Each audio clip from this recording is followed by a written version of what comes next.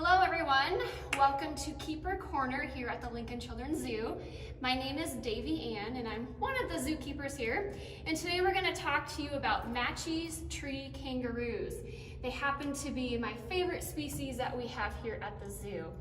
And so Matschie's tree kangaroos are found on the island of Papua New Guinea. Papua New Guinea is located off the coast of Australia. And there are actually 14 species of tree kangaroos in the world. 2 of them are found on Australia, and the other 12 are found on that island of Papua New Guinea. Now, Matschie's tree kangaroos are specifically found on the Huon Peninsula. It's just a small little part of Papua New Guinea, and that's the only place in the whole world that they are native to.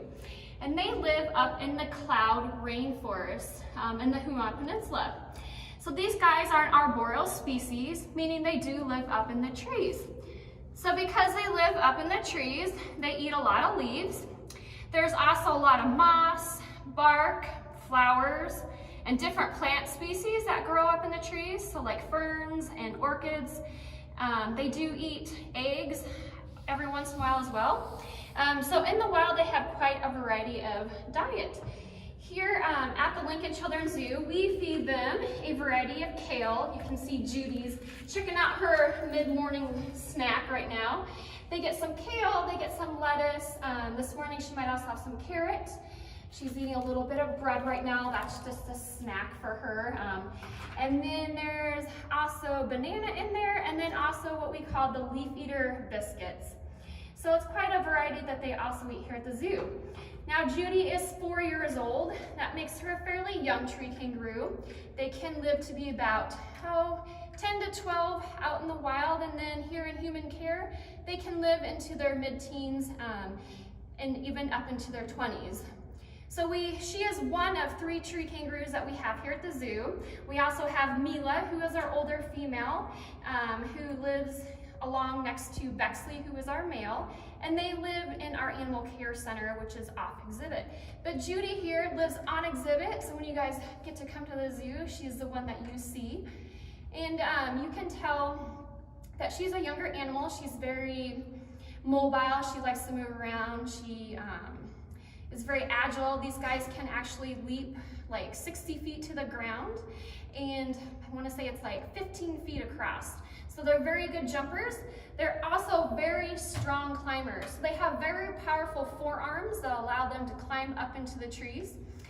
These guys are related to wallabies and kangaroos. They belong to the macropod family. They are a little bit different because they do live in trees. So unlike wallabies and kangaroos, they can actually move their back feet independently. So like how we can walk and move our back feet or our legs, these guys can also. Whereas wallabies and kangaroos, they can't. They actually have to hop to be able to move. Where these guys can hop, they can walk, and they can also climb. You can see she's got a really long tail, and that tail helps her balance up in the trees.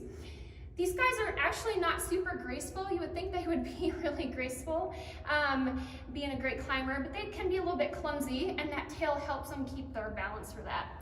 And then you can see her really long nails on her hands and her feet, and that also helps her with the climbing up the trees and grabbing different things for when they need to eat.